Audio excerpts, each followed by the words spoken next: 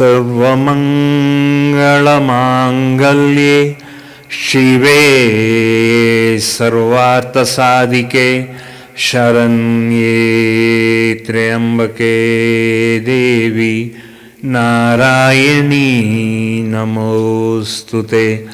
सर्वमंगलमांगल्ये शिवे सर्वार्थसाधिके शरण्ये त्र्यंबके देवी नारायणी नमोस्तुते।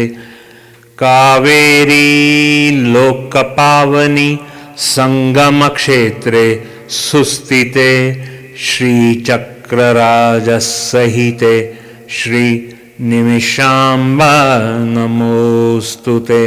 श्री निमिषाम्बा नमोस्तुते। श्री निमिषाम्बा नमोस्तुते। सरस्वती नमस्तुभ्यं वरदे कामरूपिणी विद्यारम्भं करिष्यामि सिद्धिर्भवतु मे सदा। गुरुर्ब्रह्मा गुरुर्विष्णुः गुरुर्देवो महेश्वरः गुरुर्साक्षात् परब्रह्म तस्मै श्री निमिषाम्बा देवी गुरुभ्यो नमः।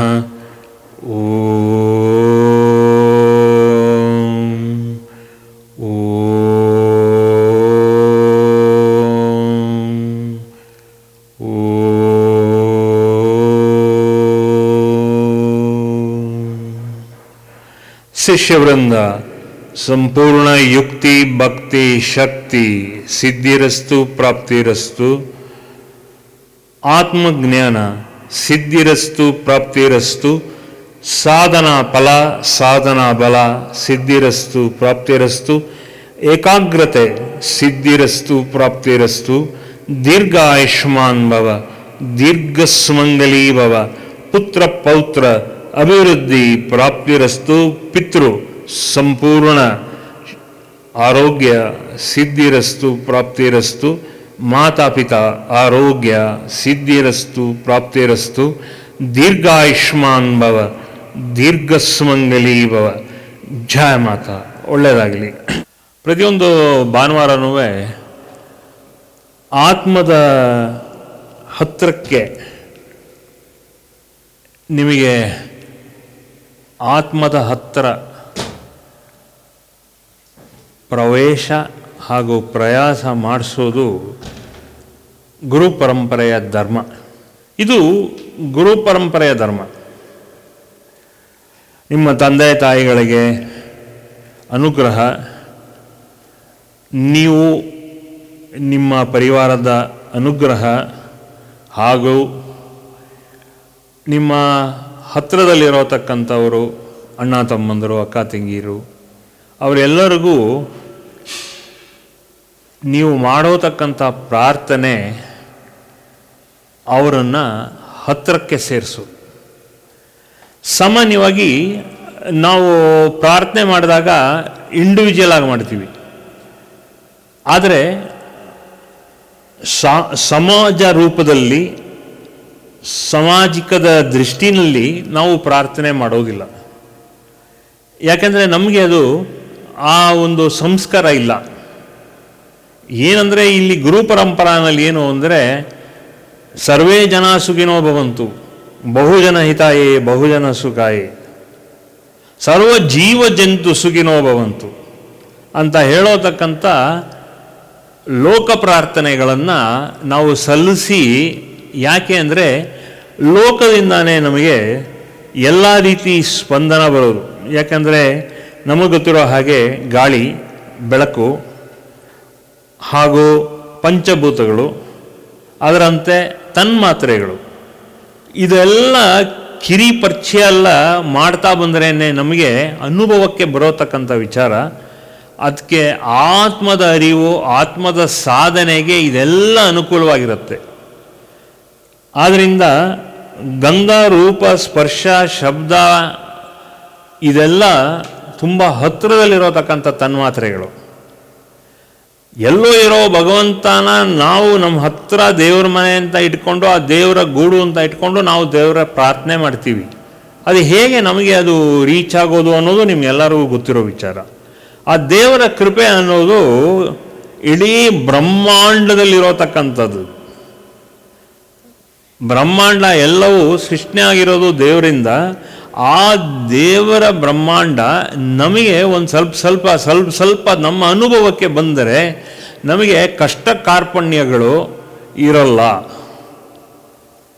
ನಿಮಗೆ ಅನ್ನಿಸ್ಬೋದು ಈ ಕಷ್ಟ ಕಾರ್ಪಣ್ಯಗಳು ಯಾತಕ್ಕೆ ಬರುತ್ತೆ ಅನ್ನೋದು. We are not understood our own self, along with we will not understood, or we have not understood God's energy inside and outside us. ದೇವರ ಕೃಪೆ ಒಳಗೆ ಹಾಗೂ ಹೊರಗಡೆ ಯಾವ ರೀತಿ ನಮ್ಮೊಳಗಡೆ ಅದು ವಿಶ್ವಾಸದೊಂದಿಗೆ ನಮ್ಮೊಟ್ಟಿಗೆ ಅದು ಆಗ್ತಾ ಇದೆ ಅನ್ನೋತಕ್ಕಂಥ ಅರಿವು ನಮಗಿಲ್ಲ. It is because of ignorance. ಯಾಕೆ ಇಗ್ನೋರೆನ್ಸ್ ಅಂದರೆ ನಾವು ಎಲ್ಲ ಸಮಾಜ ಜೀವಿಗಳಾದರೂ ಕೂಡ ಐ ಡೋಂಟ್ ಅಗ್ರಿ. ಯಾಕೆ ಸಮಾಜದ ಜೀವಿಗಳಾಗಲ್ಲ ಅಂದಾಗ ಮುದ್ಯ ಏನು ತಡೀತಾ ಇದೆ ಅಂದಾಗ ನಮಗೆ ಇರೋತಕ್ಕಂಥ ಅಹಂಕಾರ. ನಾವೆಲ್ಲ ಸಮಾಜ ಜೀವಿಗಳ ಬದಲು ನಾವು ಅಹಂಕಾರ ಜೀವಿಗಳು. ಈ ಅಹಂಕಾರ ಏನು ಮಾಡುತ್ತೆ ಅಂದಾಗ ನಮಗೆ ಒಂದು ಸೆಲ್ಫ್ ಪಿಟಿ, ಒಂದು ಸೆಲ್ಫ್ ಇಂಪಾರ್ಟೆನ್ಸ್, ಹಾಗೂ ನಮ್ಮಲ್ಲಿ ಇರೋತಕ್ಕಂಥ ಸ್ವಯಂ ಆಗಿರೋತಕ್ಕಂಥ ಅನುಭವಗಳನ್ನು ಸ್ವಯಂ ಪ್ರಾರ್ಥನೆ ಕಲಿಸೋಕ್ಕಾಗಲ್ಲ ನಾವು. ಅದರ ಬದಲು ನಮಗೆ ಹೆಸರು, ಕೀರ್ತಿ, ದುಡ್ಡು ಅನ್ನೋದು ಸಬ್ಕಾನ್ಷಿಯಸ್ಸಿಂದನೂ ನಾವು ಹೋದ ಜನ್ಮದಿಂದನೂ ಆ ರೀತಿಯೇ ಬಂದಿದ್ದೀವಿ.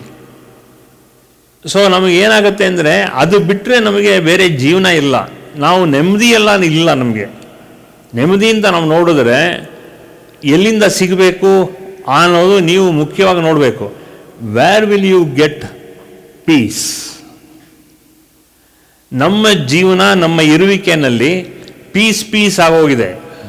Today we have not understood peace at all. PEACE. We have not understood peace at all. ಯಾವ ರೀತಿ ಇರಬೇಕು ನೆಮ್ಮದಿ. ಪೀಸ್ ಅಂದರೆ ನೆಮ್ಮದಿ, ಶಾಂತಿ, and coordination with all the people around us. ನಮ್ಮ ಒಡ ಹುಟ್ಟಿರೋರು ಹಾಗೂ ನಮ್ಮ ಅಕ್ಕಪಕ್ಕ, ನಮ್ಮ ರಿಲೇಟಿವ್ಸು, ನಮ್ಮ ಸಂಬಂಧ, ಇವ್ರಿಗೆಲ್ಲರಿಗೂ we don't know how to relate with them.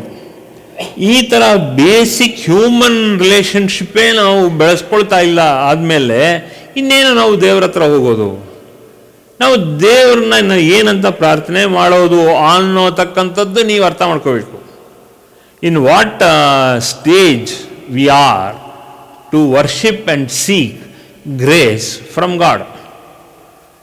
ಈ ರೀತಿ ನಮಗೆ ನಮ್ಮ ಒಡ ಹುಟ್ಟಿದವರು, ನಮ್ಮ ಜೊತೆಗಿರೋರ ಜೊತೆನೇ ನಮ್ಮ ಸಂಬಂಧ ಸಂಪರ್ಕ ಸರಿ ಇಲ್ಲದೆ ಇರೋದ್ರಿಂದ ನಾವು ಇನ್ನು ಜೊತೆಗೆ ನಾವು ಹೆಂಗೆ ಓಡಾಡೋದು, ಯಾವ ರೀತಿ ಮಾಡೋದು, ಈ ಓಡಾಡದೇ ಇರೋತಕ್ಕಂಥ ವಿಚಾರನೇ ಗೊತ್ತಿಲ್ಲ. ನಮಗೆ ಕೋಆರ್ಡಿನೇಷನ್ನೇ ಗೊತ್ತಿಲ್ಲ. ನಾವು ಹೆಂಗೆ ಸ್ಪಂದಿಸಬೇಕು, ನಾವು ಯಾವ ರೀತಿ ಸಮರಸ ಭಾವನೆಯಿಂದ ನಾವು ಇರಬೇಕು, ನಮ್ಮ ಬೀದಿನಲ್ಲಿರಬೇಕು, ನಮ್ಮ ಅಕ್ಕಪಕ್ಕದವ್ರ ಜೊತೆ ಇರಬೇಕು. ಅದೆಲ್ಲ ಬಿಟ್ಟರೂ ಕೂಡ ನಮ್ಮಲ್ಲಿರೋತಕ್ಕಂಥ ನಮ್ಮ ಸಂಬಂಧಿಗಳ ಜೊತೆ ಹೇಗಿರಬೇಕು ಅನ್ನೋದು ಒಂದು ದೊಡ್ಡ ಪ್ರಶ್ನೆ ಆಗೋಗಿದೆ ಈಗ. ಯಾಕಂದರೆ ಏನಾಗುತ್ತೆ ಅಂದರೆ ದೇವ್ರ ಹತ್ರ ನಾವು ಹೋಗಿ ಕೇಳಿದಾಗ ಏನು ಮಾಡ್ತಾನೆ ದೇವರು ಅಂದಾಗ ಕೇಳ್ತಾನೆ, ಅಲ್ಲಪ್ಪ ನೀನು ನಿಮ್ಮ ಸಂಬಂಧಿಗಳ ಹತ್ರನೇ ನೀವು ಚೆನ್ನಾಗಿಲ್ಲ, then how do you expect me to come to you? That's a big question mark. When you are not okay with your own kith and kin and relatives, how can you expect me to come near you? ಯಾಕೆಂದರೆ god is universal consciousness. ಚೈತನ್ಯ ಅನ್ನೋದೇನು? ಎಲ್ಲರಿಗೂ ಸರಿಸಮವಾಗಿ ಹಂಚೋನೆ ದೇವರು. ಅವನಿಗೇನು ಈಗೋ ಇಲ್ಲ. First of all ದೇವರಿಗೆ ಈಗೋ ಇಲ್ಲ, ದೇವರಿಗೆ ಅಹಂಕಾರ ಇಲ್ಲ. ಯಾವಾಗ ಕಳೆದ್ರೂ ಬರ್ತಾನೆ. ಪ್ರಹ್ಲಾದನ್ ಕೇಳಿದ್ದೀರಾ ನೀವು? ಎಲ್ಲರನ್ನೂ ಕೇಳಿದ್ದೀವಿ, ಕಥೆಗಳನ್ನ ಓದಿದ್ದೀವಿ, ನಮ್ಮ ಉಪನಿಷತ್ತುಗಳನ್ನ ನೀವು ಸಾಕಷ್ಟು ಅಭ್ಯಾಸ ಮಾಡಿದ್ದೀವಿ. ರಾಮ ಕೃಷ್ಣನ ಕಥೆಗಳು ಓದಿದ್ದೀರಾ? ಲಕ್ಷ್ಮಣನ ಕಥೆಗಳು ಓದಿದ್ದೀರಾ? ಎಲ್ಲ ರೀತಿ ನೀವು ಕಥೆಗಳು ಓದಿದ್ರು ಕೂಡ ನೀವು ವಾಟ್ ಆರ್ ಯು ಮಿಸ್ಸಿಂಗ್? ಅವನು ಮನುಷ್ಯನೇ. ಅವನೇನು ಮಾಡ್ಕೊಂಡ? ಅವನಲ್ಲಿರೋತಕ್ಕಂಥ ನಿಸ್ವಾರ್ಥ ಗುಣಗಳನ್ನೆಲ್ಲ ಅವನು ಅದನ್ನು ಒಂದು ಕಡೆಗೆ ಬೆಳೆಯಿಟ್ಟ. ಅಂದರೆ ಅವನ ಕೆಳಗಡೆ ಅವನಲ್ಲಿ ಇರೋತಕ್ಕಂಥ ಎಲ್ಲ ಸೌಗಂಧಿಕ ಗುಣಗಳನ್ನ ತೆಗೆದು ಅವನೇ ಜೋಡಿಸ್ಕೊಂಡ. ಅವನು ಭಗವಂತ ಅಂದರೆ ಪರಮಾತ್ಮ ಆದ.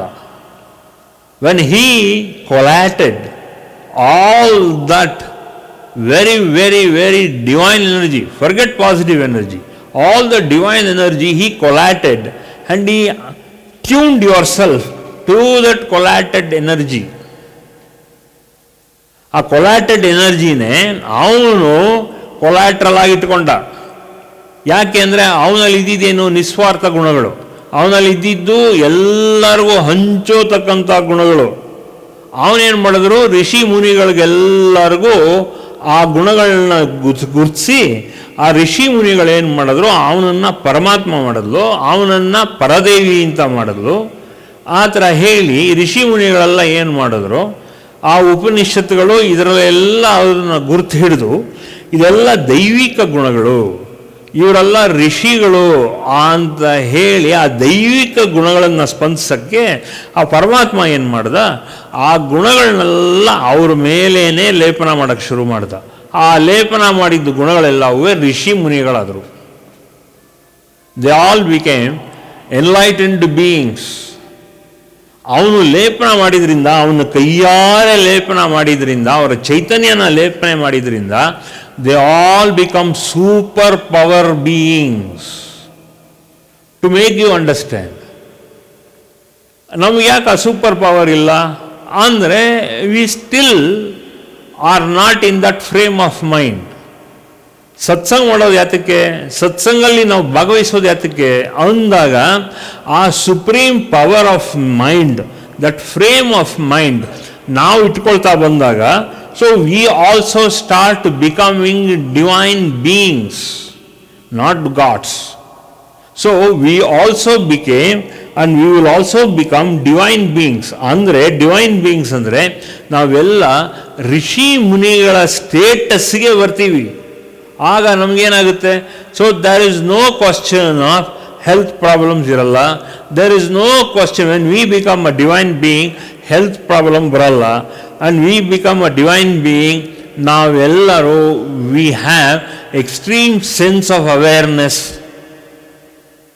to the state of going with unconditional love. ಆ ಸ್ಟೇಟ್ ಆಫ್ ಅವೇರ್ನೆಸ್ ಬಂದ್ರೇನೆ ನಮಗೆ ಈಗೋ ಕಡಿಮೆ ಆಗ್ತಾ ಬರುತ್ತೆ. ಆ ಈಗೋ ಕಡಿಮೆ ಆಗಿ ಬಂದಾಗ ನಮಗೆ ವಿವೇಕಯುಕ್ತ ಜ್ಞಾನ ಬರಲಿಕ್ಕೆ ಶುರುವಾಗುತ್ತೆ. We understand what is clarity of the mind and clarity of the body and clarity of our soul. Once the clarity comes, ಇಲ್ಲ ಸೋಲಿಗೆ ಬರಲಿ, ಇಲ್ಲ ಬುದ್ಧಿಗೆ ಬರಲಿ, ಅಥವಾ ನಮ್ಮ ಇರುವಿಕೆ ಆದಂಥ ದೇಹಕ್ಕೆ ಬರಲಿ, ತನಗೆ ತಾನೇನೆ ಪರಮಾತ್ಮನ ಲೇಪನ, ಅವನ ಹಸ್ತ ನಮ್ಮ ಮೇಲೆ, ಆ ಕಾನ್ಷಿಯಸ್ನೆಸ್ಸಲ್ಲಿ ಅವನ ಹಸ್ತ ಸ್ಪರ್ಶ ಆಗುತ್ತೆ. ಆ ಹಸ್ತ ಸ್ಪರ್ಶ ಆದರೆ ಹೇಗೆ ನಾರದನಿಗೆ ಆಯಿತೋ ಅದೇ ರೀತಿ ಎಲ್ಲ ಋಷಿ ಮುನಿಗಳು ಆ ಇದರಲ್ಲಿ ಈಗ ನಮಗೆ ಬೇಕಾಗಿರೋರು ಮುಕ್ತಕ ಋಷಿಯ ಒಂದು ಕೃಪೆ. ಆ ಮುಕ್ತಕ ಋಷಿಯಿಂದಾನೇ ನಾವೆಲ್ಲ ಇಲ್ಲಿ ಸೇರಿರೋದು. ಸೊ ಆ ಮುಕ್ತಕ ಋಷಿ ನಾವು ಸೇರಿದಾಗ ಅವನ ಜೊತೆಗೆ ಆಗೇನಾಗುತ್ತೆ? ಮುಕ್ತಕ ಋಷಿ ಏನು ಮಾಡ್ತಾನೆ? ನಮಗೆ ದೇವಿ ಹತ್ರ ಕರ್ಕೊಂಡು ಹೋಗೋತಕ್ಕಂಥ ಸಂಪರ್ಕ ಶುರು ಮಾಡುತ್ತಾನೆ. ಅದೇ ಈಗ ಮಾಡ್ತಾ ಇರೋದು. 2 ವರ್ಷದಿಂದನೂ ಅದೇ ಸಂಪರ್ಕದಲ್ಲೇ ನಾವೆಲ್ಲ ಈಗ ಓಡ್ತಾ ಇದ್ದೀವಿ. ಬಟ್ ನಮ್ಮಲ್ಲಿ ಈಗೋ ಜಾಸ್ತಿ ಇರೋದ್ರಿಂದ ಈಗೀಗ 1-2 ಅಂದರೆ 1-2 ವರ್ಷದಿಂದ ಈಗ ಸ್ವಲ್ಪ ಕಡಿಮೆ ಆಗ್ತಿದೆ ಅನ್ನೋ ಪ್ರತೀತಿ. ನೀವು ಸಾಧನೆ ಮಾಡ್ತಕ್ಕೆ ಶುರು ಮಾಡಿದಾಗ then you will understand that effect of ego, whether it is at the top part or in the middle part or in the bottom part. But in the top part, bottom part, in the middle part of what? In the middle part of your consciousness. ನಿಮ್ಮ ಚೈತನ್ಯದಲ್ಲಿ ಮೇಲ್ಗಡೆ ಚೈತನ್ಯದ ಭಾಗ, ಮಧ್ಯದ ಚೈತನ್ಯದ ಭಾಗ ಹಾಗೂ ಕೆಳಗಡೆ ಇರೋ ಚೈತನ್ಯ ಭಾಗದಲ್ಲಿ ಎಷ್ಟರ ಮಟ್ಟಿಗೆ ಅದು ಸ್ಪಂದಿಸ್ತಾ ಇದೆ ಅನ್ನೋದನ್ನು ನೀವು ನೋಡಬೇಕು.